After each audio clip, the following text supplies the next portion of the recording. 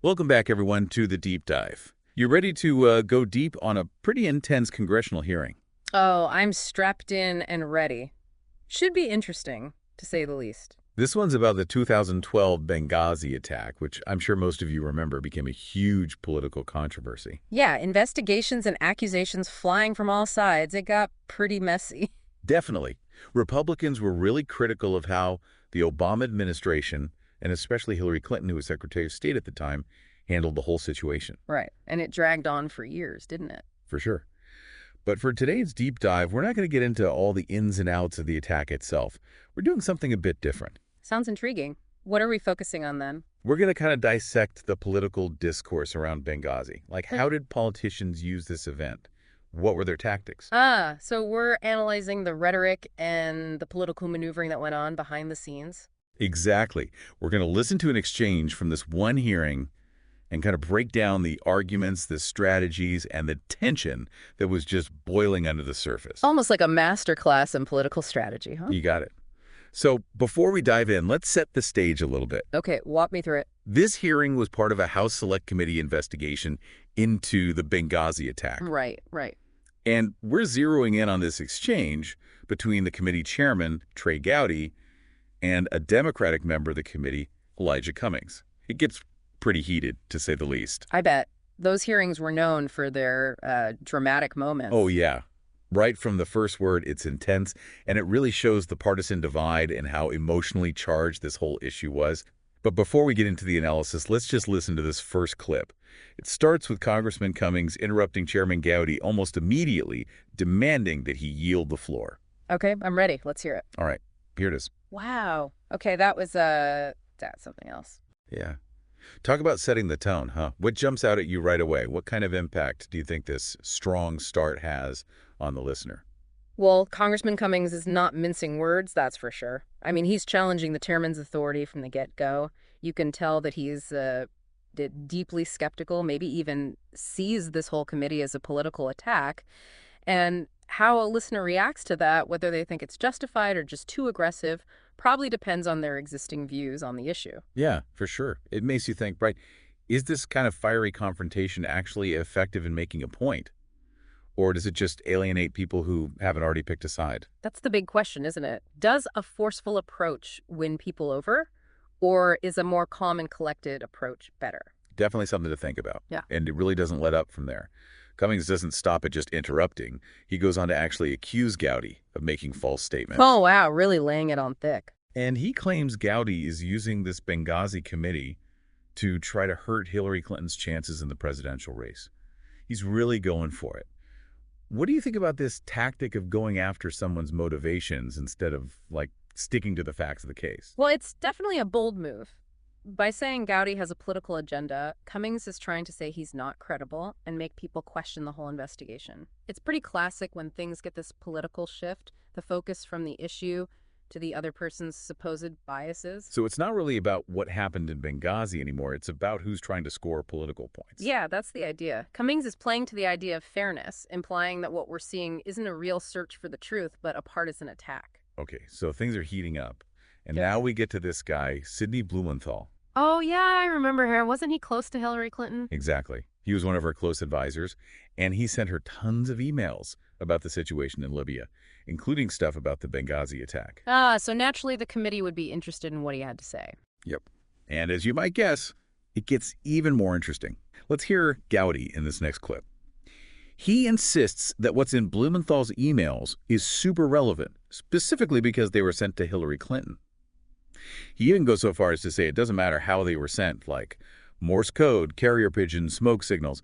It's all about the information reaching the Secretary of State. All right, let's hear Gowdy make his case. Here's the clip. Interesting. Why do you think he makes such a big deal about the way the information was sent? Like, why does that even matter? That's a great question. What do you make of it? Well, it seems to me like Gowdy's trying to make a really simple point, something nobody can argue with. He wants to focus on the fact that Clinton got this information no matter how it got to her. By doing that, he kind of avoids all the complicated stuff, the nuances of how the information was actually passed along. It's like he's saying, look, the important thing is that Clinton got this information, so let's not get lost in the details. It's a way to make a direct connection between Blumenthal and Clinton without getting bogged down in procedure. Oh, I see what you mean. So he's simplifying things, kind of cutting through all the noise and focusing on the connection. Exactly. But you have to wonder, is that a good thing? Is it effective, or does it oversimplify a really complex situation? Good point. It's a bit of a gamble, isn't it? On one hand, it's a clear and memorable point, something people will remember. But on the other hand, it could be seen as ignoring important details. Right. Remember, the committee was supposed to be looking into how decisions were made regarding the attack, and how and when information was shared is super relevant to that. Absolutely. But Cummings, of course, doesn't just sit back.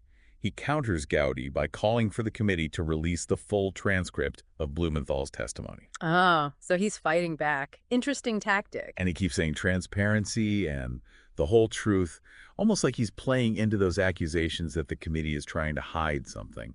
What are your thoughts on this move? It's pretty clever. He's using the idea of transparency as a weapon. How so? Well, it puts Gowdy in a tough spot. He has to choose between looking secretive or releasing information that might actually hurt his own case. It's a classic political dilemma. So it's like a trap for Gowdy either way. He releases the transcript and risks looking bad, or he refuses and looks like he's hiding something. Exactly. Cummings is turning the tables and putting Gowdy on the defensive.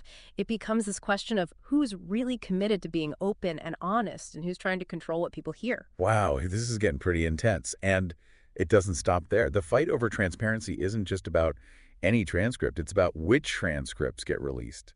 That's where things get even spicier.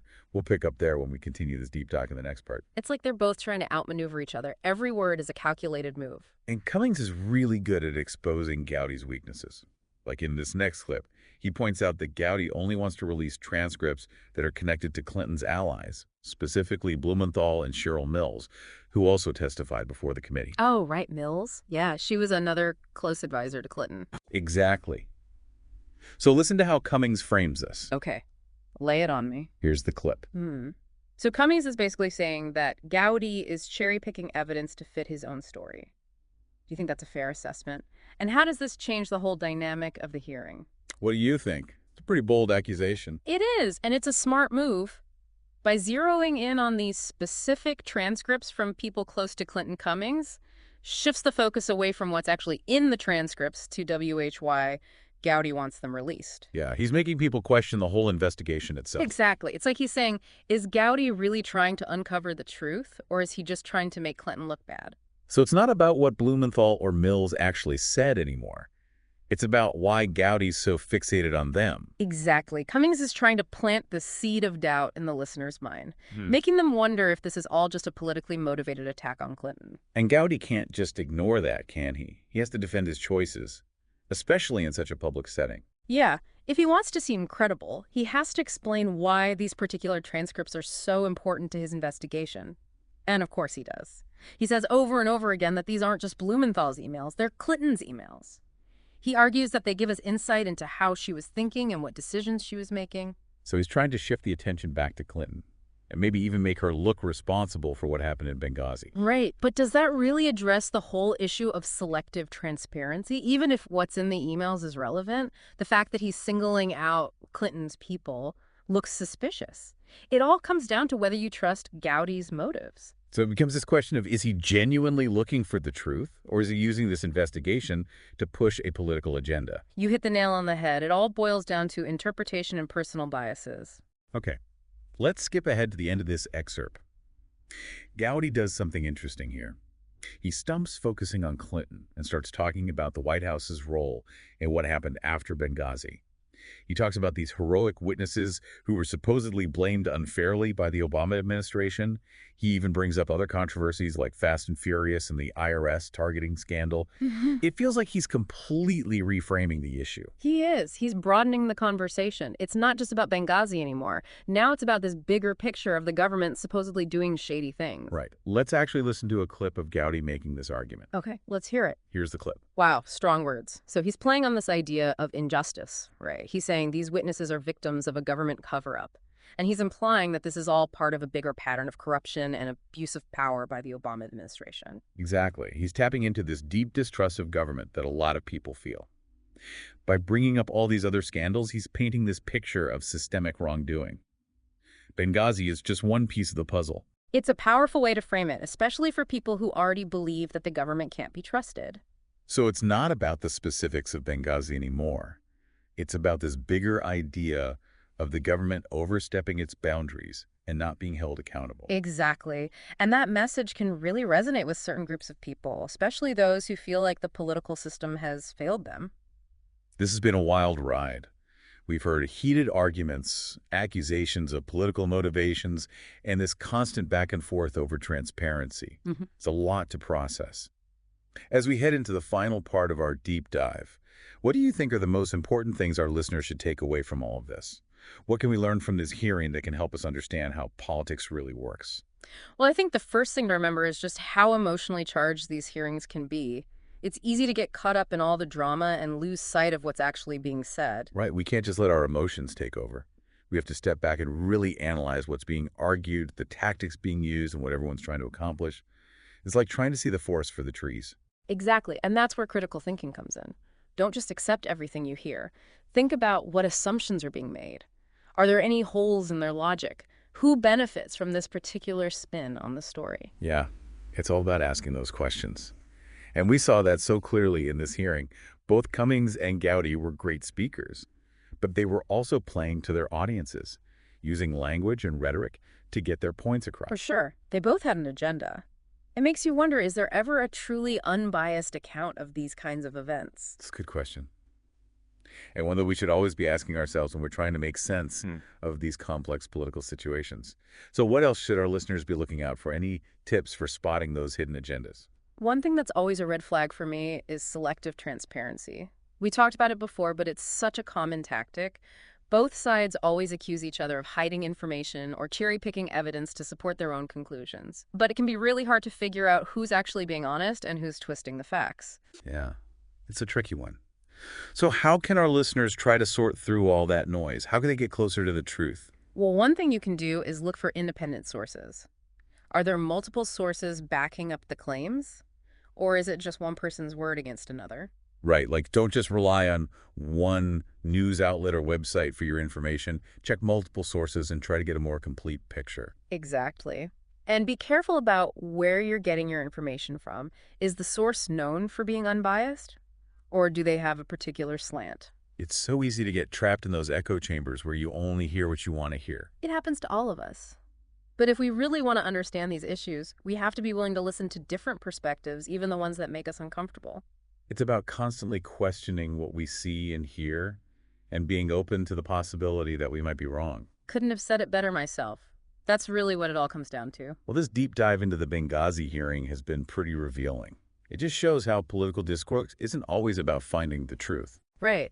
It's often more about controlling the story, trying to shape how the public sees things, and pushing a particular agenda. Exactly.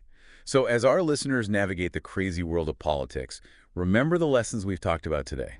Question everything. Be skeptical. And don't be afraid to think for yourselves. And never stop asking those tough questions. That's how we get to the bottom of things. Thanks for joining us on this deep dive. We hope you learned something new and maybe even had your assumptions challenged a little bit. Until next time, stay curious and keep searching for the truth.